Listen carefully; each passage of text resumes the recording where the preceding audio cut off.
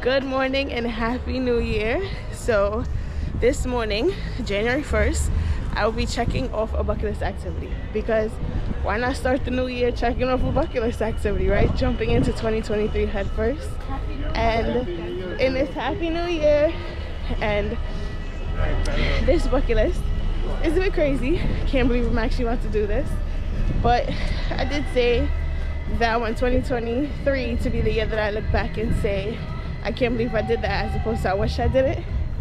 So today I'll be checking off the polar bear plunge at Coney Island. I have my bag full of stuff, my towel, some clothes to change into, and I'm walking up to the boardwalk. It's pretty early. I came early so we could get parking, because I'm gonna jump all the way in. My hair's gonna get wet, and I wouldn't want to. Happy New Year. I wouldn't want to. Happy New Year. I wouldn't want to have to like deal with wet hair, being kind of wet, you know. So came early, got parking closed. Registration hasn't opened yet. Opens at 10. It's like 9 o'clock, I think.